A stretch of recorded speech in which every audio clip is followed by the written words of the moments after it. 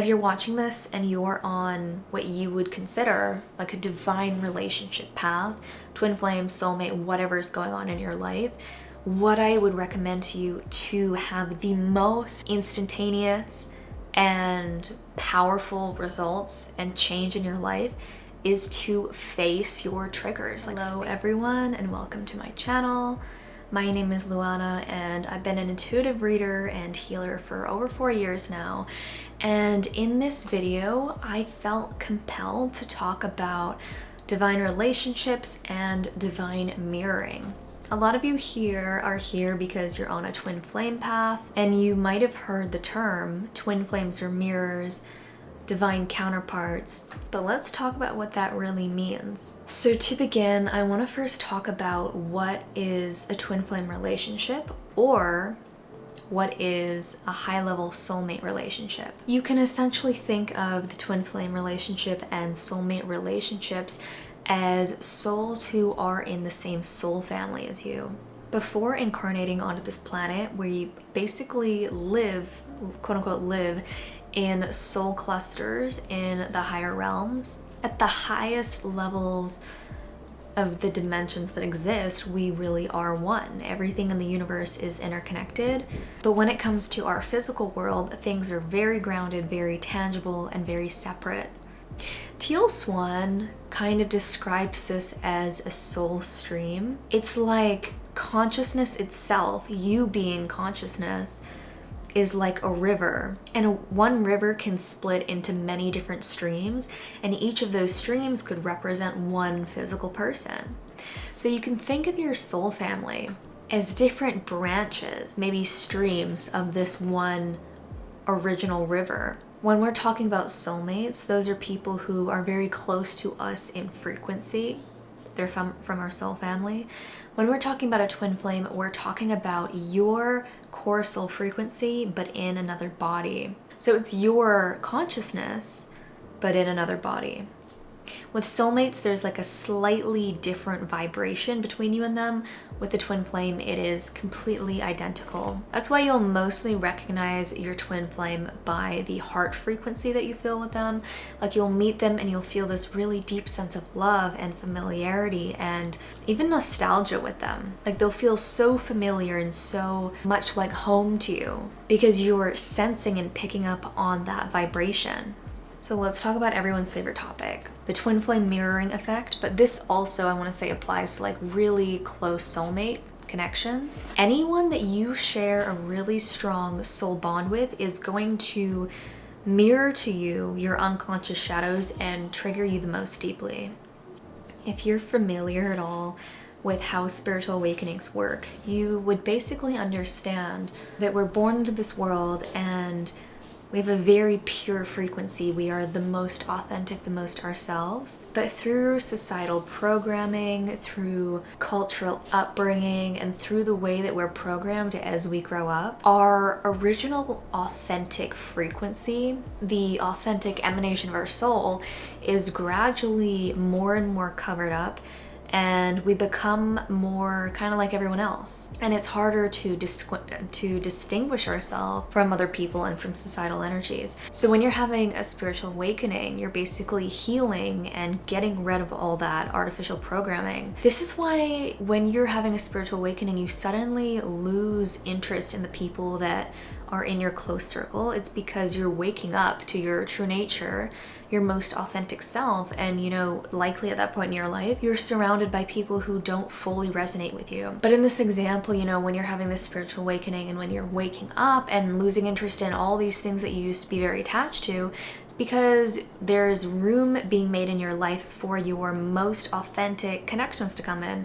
So like a twin flame or really high level soulmates to come into your life. The thing with divine connections is they are so close to your core soul frequency, or in the case of a twin flame, identical.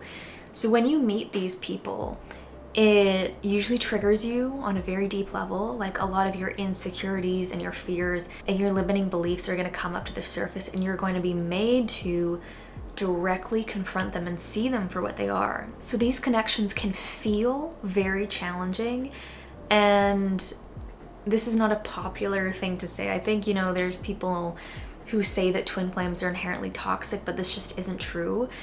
The twin flame connection can appear toxic or manifest toxically if you have negative toxic patterns within you. I think it's, you know, there's people who say twin flames aren't real, it's just an excuse for abusive relationships. These people themselves either are not on a twin flame journey, or they just don't understand it, or not seeing it in the like highest way possible to see it, where you're actually using these relationships as a tool to heal yourself. And also, you know, the terms like negative and toxic and abusive, those are all really just manifestations of trauma. So we have this societal judgment that these types of interactions with people are bad. You can only have these interactions to be quote unquote good. But really, in the eyes of the universe, everything is neutral. Everything is a learning and healing experience. And so long as you're not keeping yourself and staying in a toxic relationship or an abusive situation, there's really no need to have that fear and like that societal perspective. But if you are a twin flame, if you identify with that and you've met your twin flame, you'll find a lot of people saying, oh, twin flames are just, you know, an excuse for a toxic relationship. And that just is a very, very, very narrow, distorted, and not a full picture way of seeing the connection. It's not an empowered perspective either. Because the truth is, and a lot of people probably don't want to hear this, but if you're attracting toxic and abusive people into your life, that is a reflection of something that's going on within, and that is not the same as victim blaming at all. That's simply the law of attraction and the law of mirroring. The law of mirroring playing out and showing you what's happening within, and it's better that you look at it from that perspective and say, okay, how can I heal this pattern, instead of being like projecting that completely onto an external person, victimizing yourself and literally like throwing away your power. So that's a problem that we have in our society that we would really benefit from having more understanding around and doing more healing around. Divine relationships can be a little bit tricky, particularly when you've grown up and in your childhood you maybe believe some things about yourself that make you feel bad. So these could be insecurities, limiting beliefs like I'm not good enough, like I'm not lovable enough, things like that. When you encounter a twin flame or soulmate, they will inherently push all of those insecurities to the surface. So you could be looking at them and then just feel overwhelmed, like an overwhelming sensation of insecurity come up. And this is not necessarily because that person is bad for you.